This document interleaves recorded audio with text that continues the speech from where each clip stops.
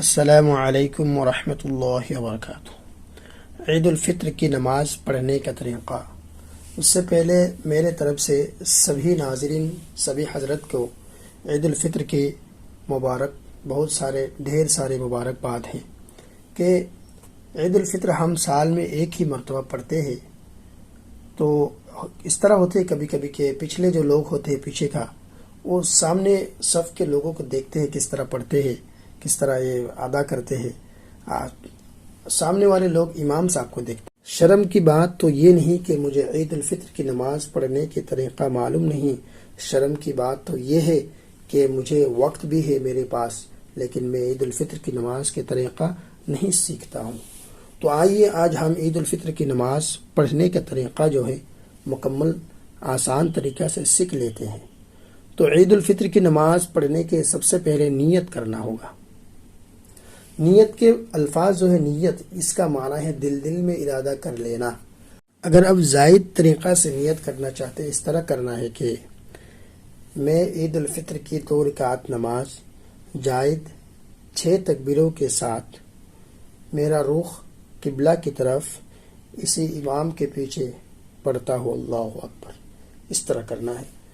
اس کے بعد امام صاحب تکبیر کہیں گے، پہلا نماز کا پہلا تکبیر اللہ اکبر کہہ کر نیت کر کے امام صاحب اللہ اکبر کہیں گے، اب بھی ان کے ساتھ ہاتھ اٹھا کر اللہ اکبر کہہ کر ہاتھ باندھ لیں گے۔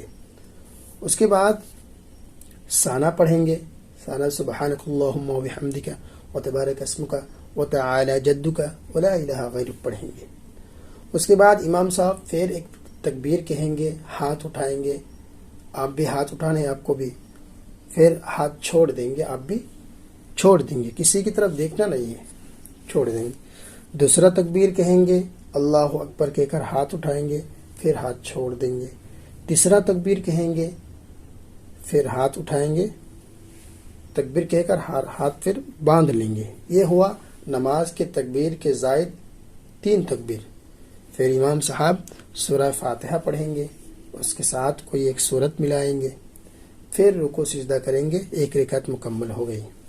اب دوسری رکعت میں امام صاحب اٹھ کر نارمل کوئی سورہ فاتحہ پڑھیں گے، اس کے بعد سورت ملائیں گے، پھر امام صاحب تکبیر ہاتھ اٹھا کر تکبیر دیں گے اللہ اکبر، آپ بھی ہاتھ اٹھائیں گے، ہاتھ چھوڑ دیں گے، پھر امام صاحب بھی چھوڑ دیں گے۔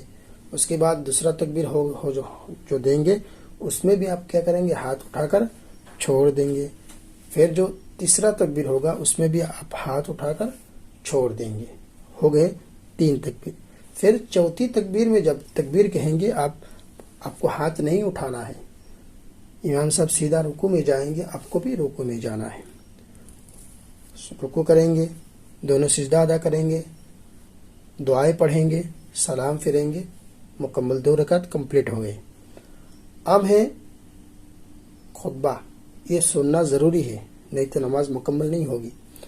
خطبہ سننا ہے، اور کچھ لوگ کیا کرتے ہیں، عیدگاہ میں آ کر نفل نماز پڑھنے لگتا ہے، یہ بالکل درست نہیں ہے، کسی بھی حالت میں یہ صحیح نہیں ہے۔ عیدگاہ میں کوئی نفل نماز نہیں ہے، اور اگر عورتوں کا انتظام ہو تو عورتیں پڑھ سکتے، لیکن عورتیں عید الفطر کی نماز ان پر ضروری نہیں ہے، مرد پر ہی ضروری ہے۔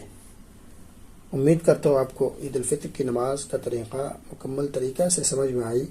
اگر آ گئے تو میرے اس چینل کے ساتھ جڑے رہیے، لائک کیجیے، اور دوسرے لوگوں تک پہنچائیے اس نیت سے کہ وہ سیکھے، آپ کو ثواب ملے، نماز کا طریقہ سیکھ لے۔ سبھی لوگ کو اللہ تعالیٰ صحیح طریقے سے عید الفطر کی نماز ادا کرنے کی توفیق دے، آمین۔